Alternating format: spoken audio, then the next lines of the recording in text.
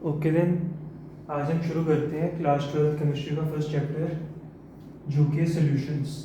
ठीक है, इसके बारे में हमने मोस्टली काफ़ी स्टडी किया था क्लास 9th के अंदर, थोड़ा सा टॉपिक को टच किया था। सॉल्यूशन क्या होता है? सबसे पहली चीज़, सॉल्यूशन का मतलब जो चीज़ सॉल्यूट और सॉल्वेंट की हेल्प से बनेगी उसे हम क्या बोल देंगे? सॉल्यूशन बोल देंगे। ठीक है, सॉल्यूशन के अंदर दो चीज़ें होती हैं, सॉल्यूट एंड सॉल्वेंट। जैसे कि फॉर एग्जांपल हमारी डेली लाइफ में से हम पानी के अंदर अगर हम नमक डाल दें, चाय बनाते वक्त हम उसमें शुगर डालते हैं, एयर हो गया, हमारे आसपास जो हवा है, हवा is a mixture of gases, कितनी सारी गैसेस है उसके अंदर, तो वो सारा कुछ एट द एंड क्या होता है? वो सोल्यूशन होता है। सोल्यूशन एक्चुअली में क्या है? सोल्यूशन इज अ मिक्सचर, चीज़ों का मिक्सचर होता है solution. Solution is a homogeneous mixture of two और मोर सब्सटेंसेस। दो या दो से ज़्यादा चीज़ों का अगर मैं मिक्स कर दूंगा आपस में तो क्या बन जाएगा? फिर सोल्यूशन बन जाएगा।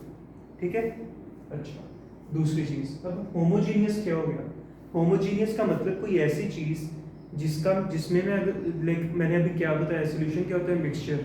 तो जिस चीज़ का मैं डिफरेंस नहीं देख पाऊंगा, अलग अलग चीज़ों की बाउंड्रीज नहीं देख पाऊंगा, वो आपस में अच्छे से मिक्स हो जाएंगी, उसे हम क्या बोलते हैं? Homogeneous mixture.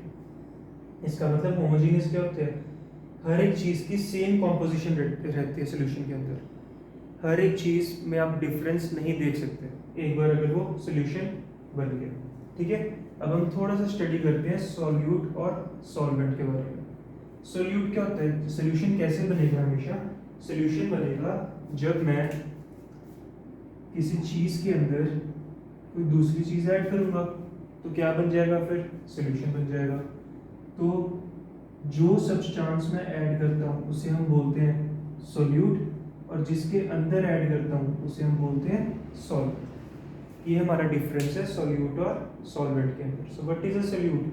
Substance being dissolved. What is a solvent? Substance doing the dissolving. ठीक है, इजी चीज, फॉर एग्जांपल सॉल्ट और वाटर के अंदर, पानी के अंदर मैं नमक डालूंगा तो सॉल्ट क्या हो गया? एक सॉल्यूट। वाटर क्या हो गया? एक सॉल्ट। ठीक है, और फॉर ऑलवेज फॉर श्योर हमेशा ऐसा क्या होगा? जो सॉल्यूट होता है हमेशा उसकी क्वांटिटी हमेशा कम होती है। अब अगर मैं 2 लीटर पानी के अंदर 10 किलो नमक डाल दूंगा तो सोल्यूशन बन नहीं पाएगा। तो हमेशा एक फिक्स्ड क्वांटिटी होती है हमेशा चीज़ों की, और मोस्टली वो कम होनी चाहिए क्वांटिटी। सॉल्यूट की क्वांटिटी क्या होनी चाहिए? कम होनी चाहिए। ठीक है, समझ आ गया? तो जो चीज़ ऐड करूंगा वो सॉल्यूट, जिसके अंदर ऐड करूंगा वो सॉल्वेंट। सॉल्यूट हमेशा कम क्वांटिटी के अंदर, सॉल्वेंट हमेशा लार्जर क्वांटिटी के अंदर। ठीक है, अब सॉल्यूशंस की कितने सारे टाइप्स होते हैं? मैंने क्या बोला? अ मिक्सचर ऑफ टू और मोर सब्सटेंसेस। तो अगर मैं दो चीज़ों को मिक्स करूंगा उसे हम बोल देते हैं बाइनरी सॉल्यूशन। 3 को करूंगा तो टर्नरी सॉल्यूशन, 4 को करूंगा तो क्वाटरनरी सॉल्यूशन। ऐसे करके सॉल्यूशन के नाम चेंज होते रहते हैं, लेकिन हमारे सिलेबस के अंदर हमने मोस्टली क्या पढ़ना है? Binary solution. मतलब हमने पता करना है सॉल्यूट और सॉल्वेंट के बारे में। इन चीज़ों को हमने बहुत डिटेल के अंदर पढ़ना है। ठीक है, ये चीज़ होती है सिंपल चीज़। अच्छा, उसके बाद हम देखते हैं फिर सॉल्यूशन के कुछ कैरेक्टरिस्टिक्स क्या होते हैं।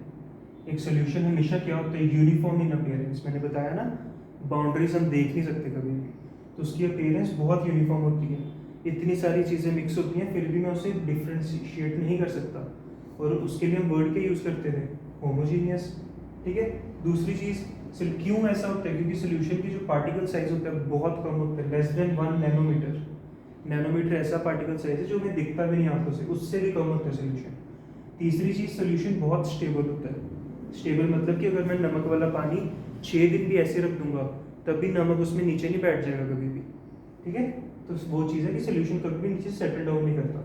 चौथी चीज़, सोल्यूशन कभी भी टिंडल इफेक्ट नहीं शो करेगा। टिंडल इफेक्ट का मतलब, हम सुबह सुबह कई बार पर्दे खोलते हैं तो एकदम से सूरज की किरणें आती हैं, तो कुछ कई बार अगर सामने पेड़ हो तो उसमें से कट के आएंगी, तो जो चीज़ लाइट को स्कैटर कर दे इधर उधर वो होता है टिंडल इफेक्ट। और सोल्यूशन वो चीज़ शो नहीं करता। क्यों नहीं करता? पार्टिकल साइज बहुत छोटे हैं, तो वो इतने ज़्यादा छोटे हैं कि लाइट को भी स्कैटर नहीं कर पाते वो।